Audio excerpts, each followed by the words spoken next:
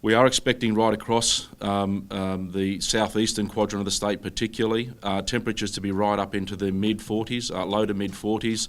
That hot air is coming out of the centre of Australia. It's going to be particularly dry, so humidities are going to be very low.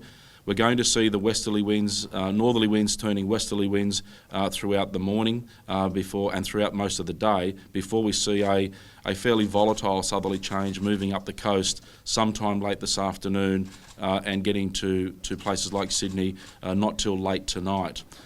We are expecting to see those temperatures really start to set in and the winds start to set in over the next few hours right across the ranges and down to the southeast.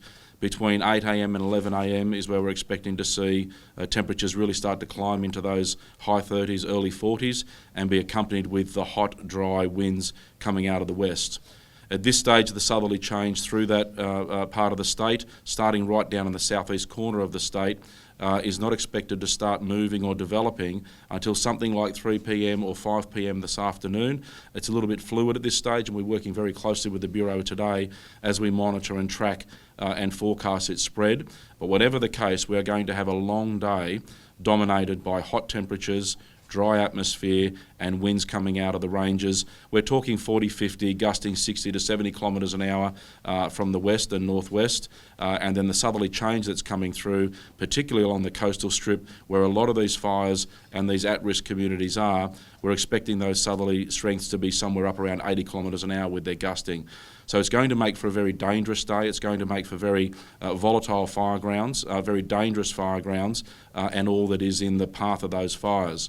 Today is a very challenging day for all of us, and we're in a period of a declaration of a state of disaster. And that's based on the fires that we've got across the state, but primarily in the northeast and East Gippsland. We have seen wind gusts up to 67 kilometres an hour already today up at Mount Hotham, and it's predicted when the change comes through that we'll see gusts up to 80 kilometres an hour. So we've got a long way to go today. We know that with the southwest change that comes through, it will push some of that smoke away from the coastal areas of Gippsland. Once those fires become exposed to the sun, there is definitely the potential for some elevated fire activity there. In those alpine areas, there is the potential again for those columns, the pyrocumulus, to develop, where we can see those columns develop their own weather, so they can throw out their own lightning. So there's a potential for additional fires as a result of those particular columns, similarly in the northeast. So it's still a challenging day for us. We've got significant Forest Fire Management Victoria, Country Fire Authority resources, the MFB coming in to backfill the CFA station so they can free up more career firefighters.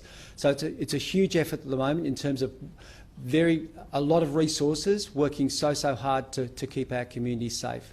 So we still have those dynamic and dangerous fire conditions, the low humidity, the strong winds, and what underpins all of that, the state is tinder dry. It is really, really dry at the moment.